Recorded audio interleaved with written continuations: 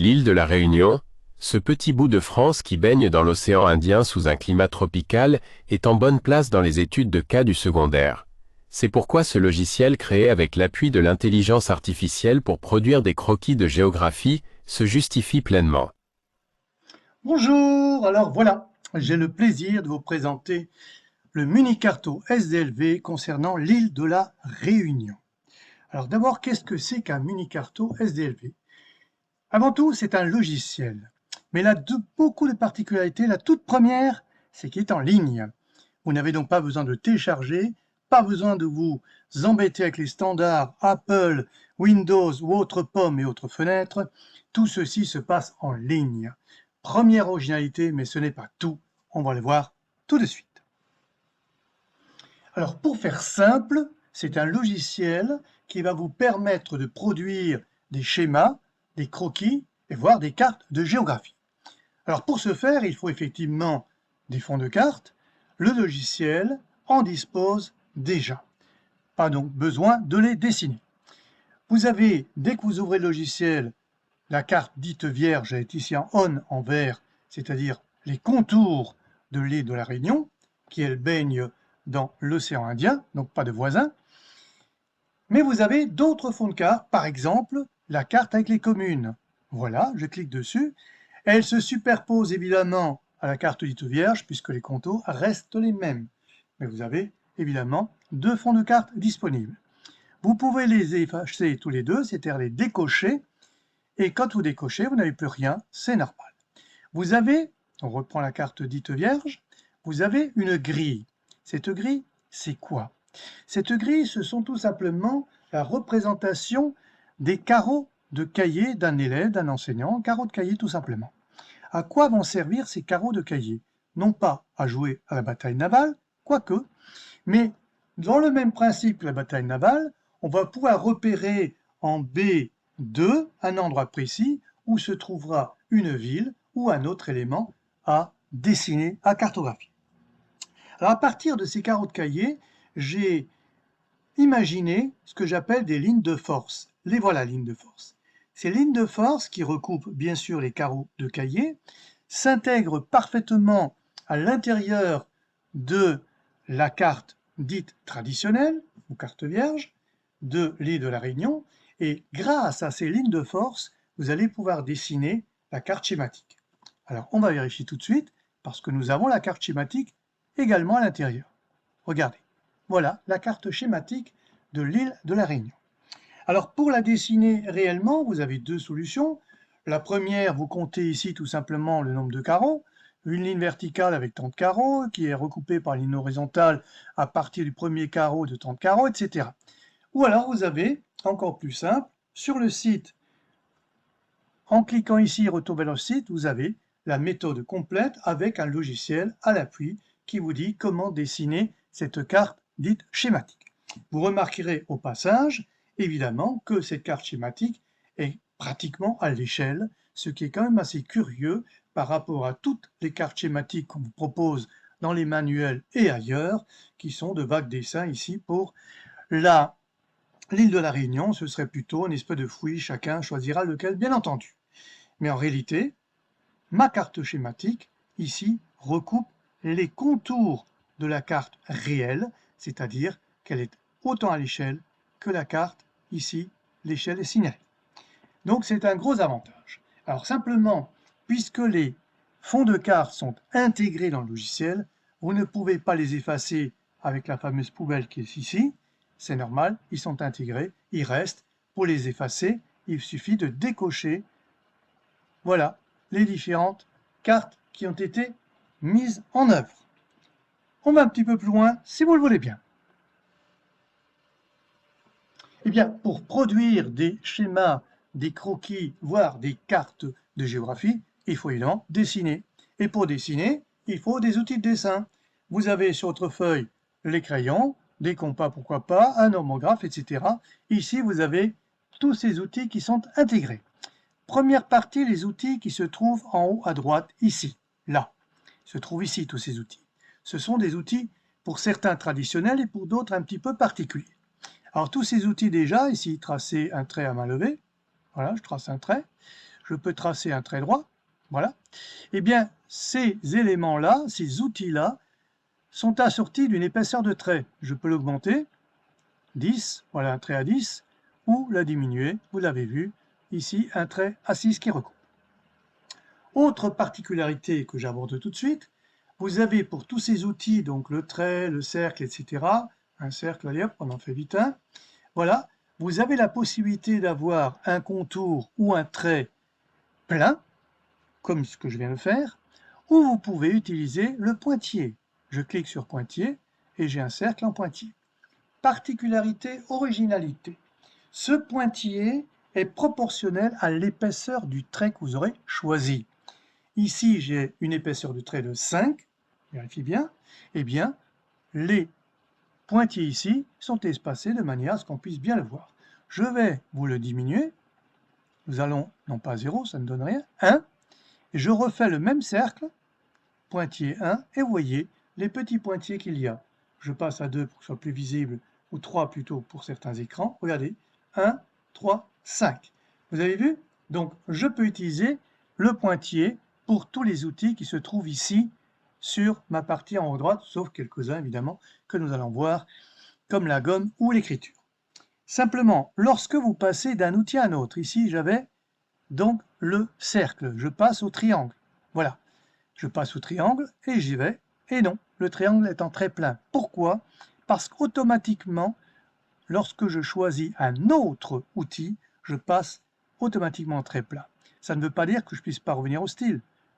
Du trait en pointillé, voilà, c'est fait, j'ai mon triangle en pointillé. Alors pourquoi est-ce qu'on passe automatiquement en trait plein quand on change d'outil? C'est moi qui l'ai souhaité, pour une raison très simple, parce que si on utilise le pointillé, en principe, pour l'outil suivant, on ne va pas l'utiliser forcément. 99% de chances qu'on ne l'utilisez pas. Donc plutôt que de cliquer tout le temps à droite, à gauche, eh bien, j'ai simplifié l'affaire. Vous passez d'un outil à l'autre. Là, j'étais au triangle en pointillé, je passe au rectangle, je suis automatiquement au rectangle en plein. Et si je veux, moi, un pointillé, ben je clique sur pointillé et je prends mon rectangle en pointillé. Voilà, une petite astuce originale parce que je souhaite vous simplifier la tâche. Mais ce n'est pas tout. Alors maintenant, arrivons à la suite des 6 outils de dessin. Donc tout jusque-là, il n'y a pas de souci, vous connaissez, rectangle, carré, triangle, ellipse, etc. Ces deux-là, les flèches, on va les aborder ultérieurement pour une raison que vous allez découvrir. En revanche, je peux déjà parler de la gomme.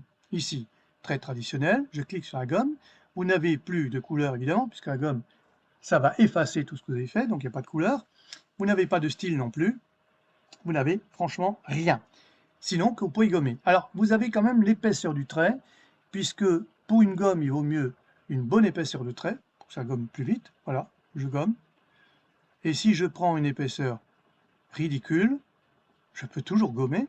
Enfin, je suis obligé de passer plusieurs fois. Vous avez vu. Alors, tous ces outils-là, même ceux dont j'ai parlé tout à l'heure, eh bien, chaque fois que vous avez dessiné quelque chose, un rectangle, ici j'ai tout simplement gommé, je peux effacer la dernière action. La dernière chose que j'ai faite, ici j'ai gommé un tout petit, je clique ici, c'est commun à tous les logiciels de dessin, et je peux, comme je l'ai enlevé, je peux le remettre avec la flèche contraire, je l'ai remis. Alors ça ne se voit pas très bien parce que c'est une gomme, donc je vais passer à l'ellipse par exemple, voilà, avec quand même 5 d'épaisseur de trait, voilà une ellipse, elle ne me convient pas, je l'efface, oh, je me suis trompé, je la remets. Même place, même ellipse. Vous avez compris, c'est très simple. Donc la gomme pour effacer et Undo Redo pour enlever, effacer et remettre la dernière action que j'ai commise. Vous pouvez évidemment continuer en cliquant sur j'enlève, j'enlève, j'enlève pour tout enlever.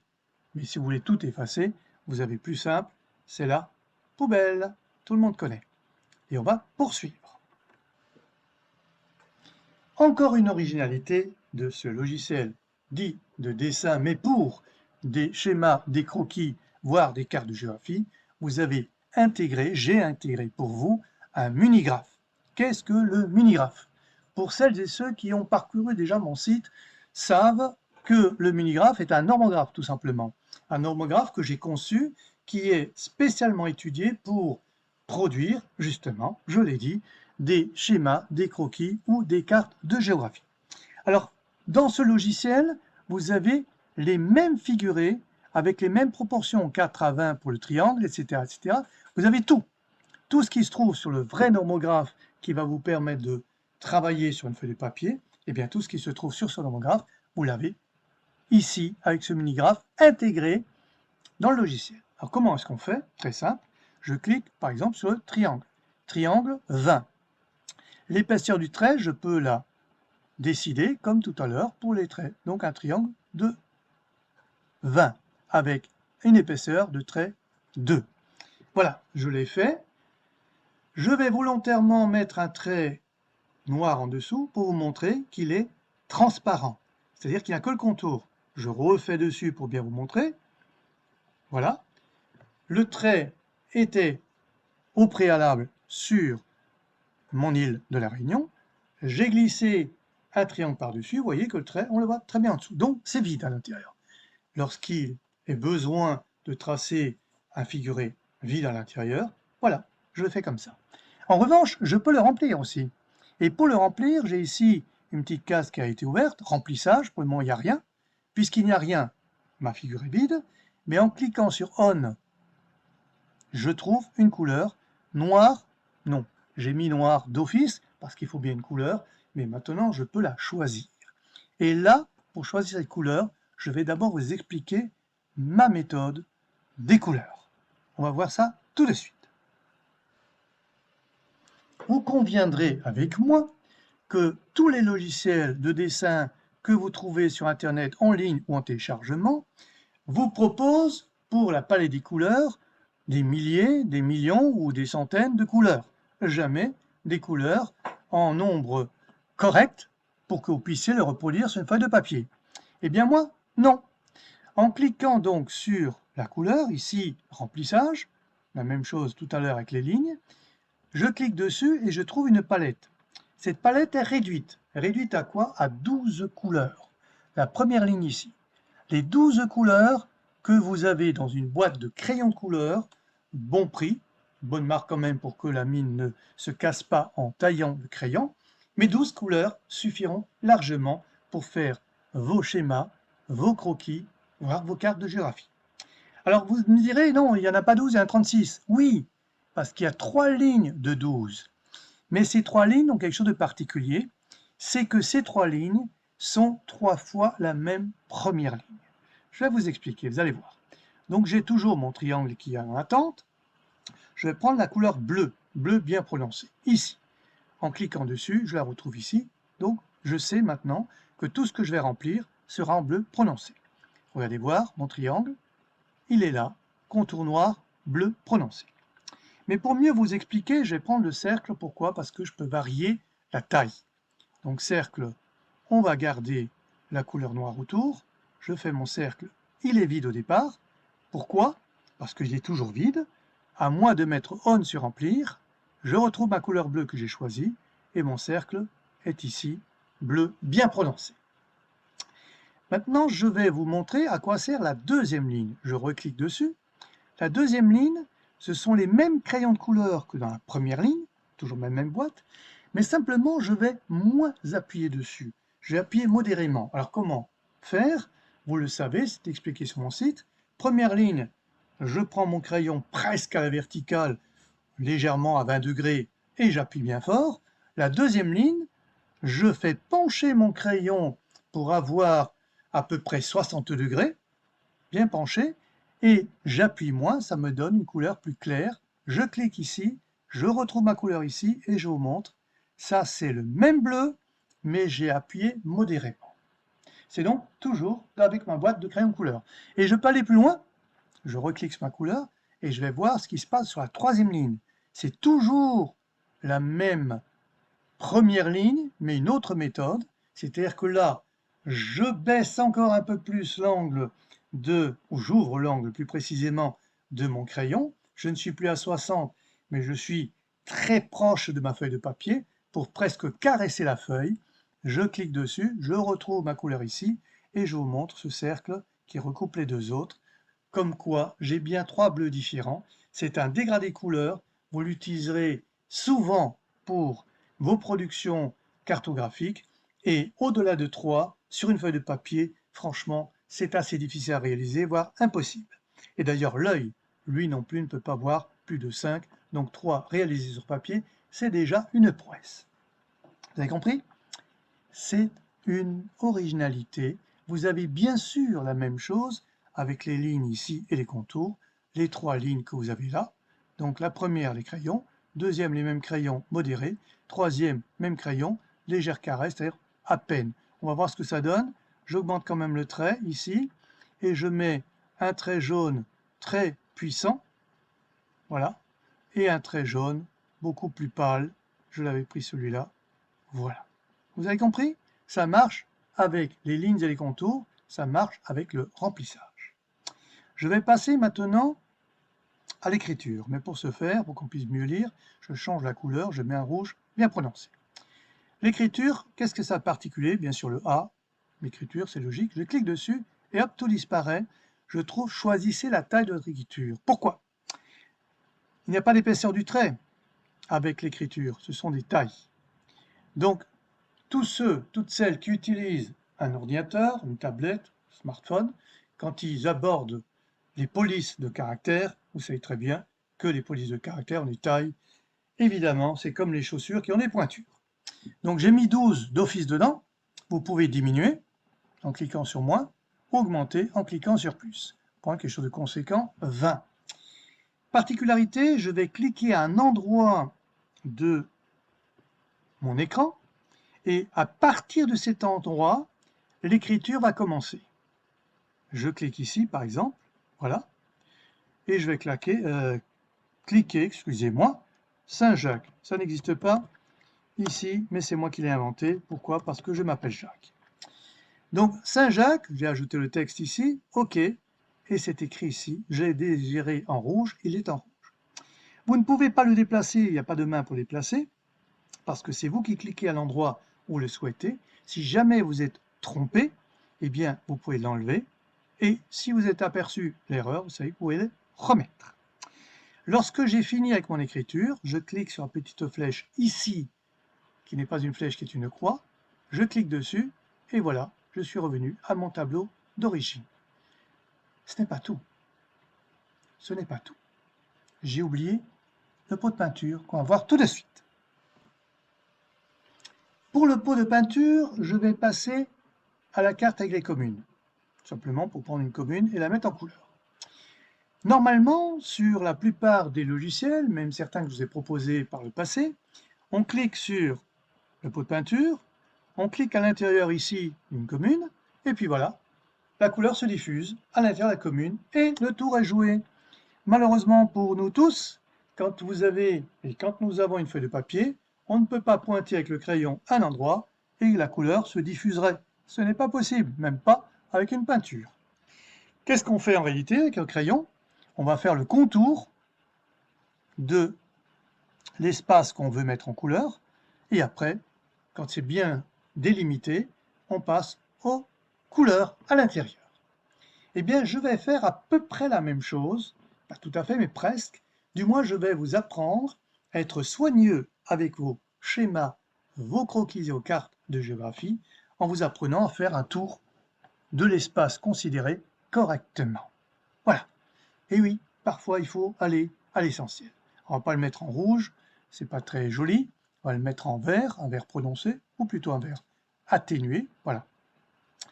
Donc je vais partir pour mettre cette commune en couleur. Voilà, je passe dessus, comme je fais avec un crayon. À la seule différence, vous voyez qu'au fur et à mesure que je passe sur les contours, l'intérieur se remplit déjà. Pourquoi? Parce que on ne peut pas s'amuser à faire la même chose avec le logiciel. Si on peut, mais enfin c'est fatigant après de mettre des couleurs. Alors on devrait faire comme ça, voilà, et on ferait comme ça. Voilà, ça ne ferait pas très joli. Ici, c'est quand même un peu mieux. J'enlève ce qui n'est pas beau et je me retourne. Je remarque que là, j'ai laissé un petit blanc, donc je repasse dessus tout simplement.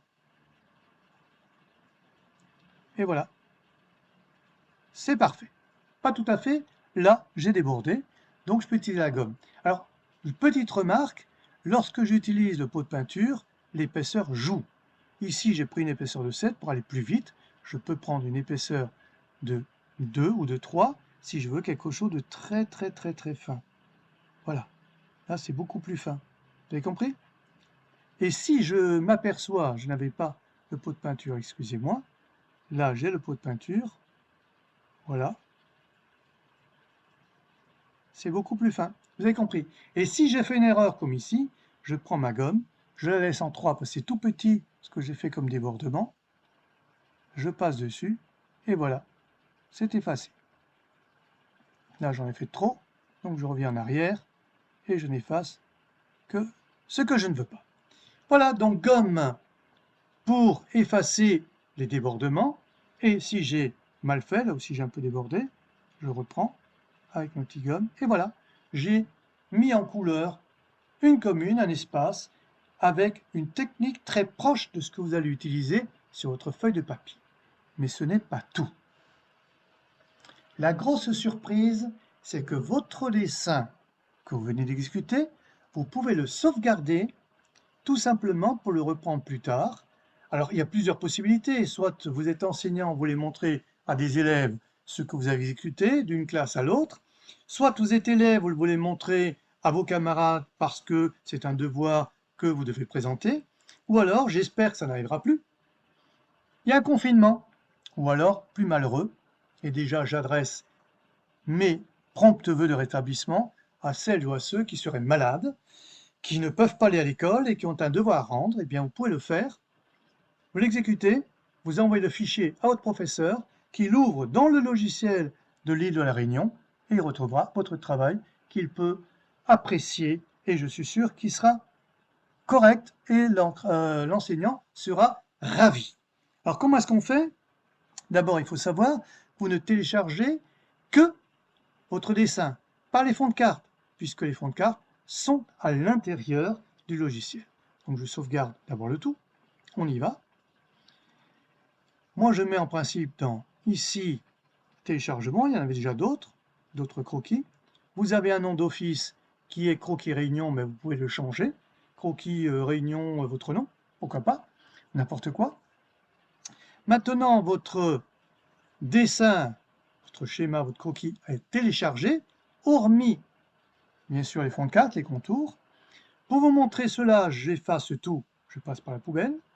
J'enlève même les fonds de carte, je me retrouve avec un écran blanc, et je vais faire de reprise, c'est-à-dire je vais rechercher mon dessin, donc je peux le faire 2 jours après, 1 an après, 10 ans après, pourquoi pas. Je clique dessus, je le recherche à l'endroit où je l'ai mis, ici. On me demande de confirmer, je confirme, et voilà exactement ce que j'ai dessiné. Et si je veux retrouver les contours, ben c'est très simple, je coche, j'ai les contours, et même de la commune. Tout est parfait.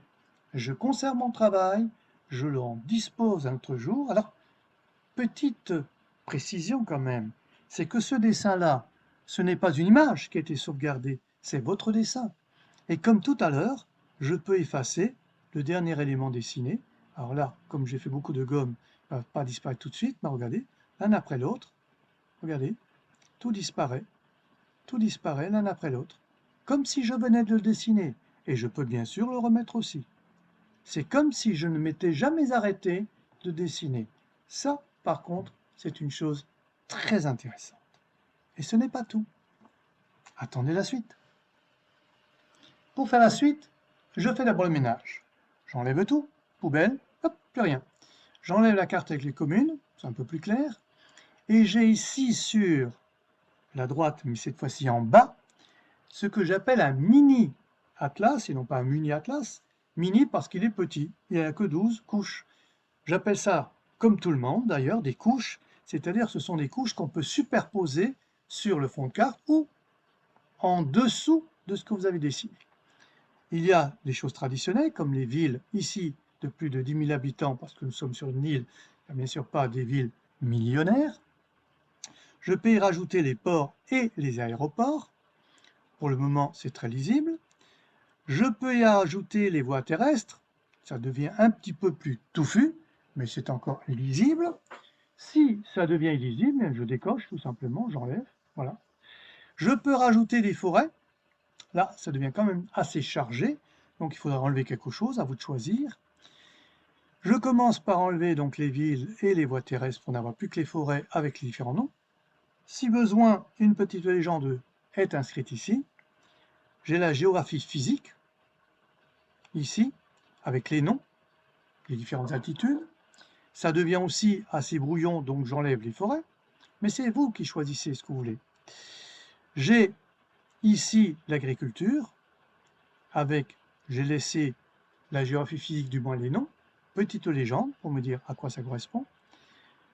J'ai l'occupation du sol, alors vous voyez bien que si je passe de l'agriculture à l'occupation du sol, l'agriculture s'efface pour une raison très simple, c'est que ce sont des images qui ont été prises, la source est indiquée, afin que vous puissiez mieux gérer ce que vous voyez.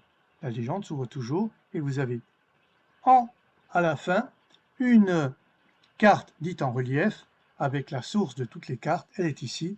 Toutes les cartes sont issues de la même source, c'est-à-dire le Conseil régional de la Réunion. Merci à eux pour la production de ces cartes. Voilà, on a pratiquement fait le tour. Il reste juste une petite chose à vous dire. Dans une seconde, vous allez voir. Cette petite chose, c'est que, comme je vous l'ai déjà annoncé, mais je vais vous le montrer, vos dessins, vos figurés, sont imprimés automatiquement au-dessus de votre atlas. Regardez bien, je mets ici un cercle et bien au-dessus. Ça, c'est une chose. Et dernière chose dont je voulais vous parler, je reprends comme quelque chose de plus prononcé, je mets le 3, je prends les pointillés, mon cercle en pointillé, je passe au cercle ici, donc il va avoir les mêmes couleurs si je le remplis, mais regardez ce qui se passe, je mets un cercle, le voilà. En revanche, le style du trait a disparu. Pour le munigraphe ici, je n'ai pas la possibilité d'avoir des pointillés. Pourquoi? C'est simple, j'ai décidé de ne pas le faire pour une raison très simple, c'est que sur votre feuille de papier, il est assez difficile avec le normographe, dont la taille des figurés est relativement réduite, de faire en plus des pointillés. Vous avez pour ce faire ici tous les outils qui sont utilisables avec les pointillés. Et puis, il y a une dernière petite chose. Je vous en avais parlé, les flèches. Oui, je l'ai gardé pour la fin parce que les flèches, normalement, sont intégrées au munigraphe, le nomographe dont je vous ai parlé. Vous avez ce que j'appelle des têtes de flèches. Très important, parce que souvent, les têtes de flèches sont très mal dessinées sur les schémas, les croquis ou les cartes de géographie, quand on n'a pas de nomographe. Raison pour laquelle elles se trouvent sur le munigraphe. Mais là, non. Parce que je les ai glissées dans les outils. Pourquoi dans les outils? Pour une raison très simple, c'est parce que avec l'outil, je peux non seulement dessiner la flèche, mais tout de suite lui donner l'orientation. Dans le cas d'une tête de flèche avec le munigraphe, je serai obligé d'intégrer une rotation pour tourner la flèche dans le bon sens. C'est un peu compliqué, finalement, pour pas grand-chose. Regardez la flèche. Alors bien sûr, elle est proportionnelle par rapport à l'épaisseur du trait que je donne. Voilà, une flèche plus imposante. Et vous avez la flèche dite simple, ici. En 9, c'est un peu trop grossier. Donc vous avez plutôt du 2. Voilà. Et avec les grosses flèches ici, que j'appelle moi flèche pleine, si on prend par exemple du bleu, sachant que le port est ici, regardez ce que je peux faire. Une flèche qui entre, une flèche qui sort, ça nous donne un port-export. Facile à dessiner, vous avez compris. Cette fois-ci, vous savez tout pour utiliser ce logiciel. Merci de votre attention. Jusqu'au prochain Unicarto SDLV. Vous avez apprécié? Alors n'hésitez pas à l'utiliser, il est gratuit et en ligne. De plus, vous pouvez le partager pour en faire profiter vos amis et vos connaissances. Ils pourront ainsi produire des schémas et des croquis de géographie à volonté, voire des cartes de géographie.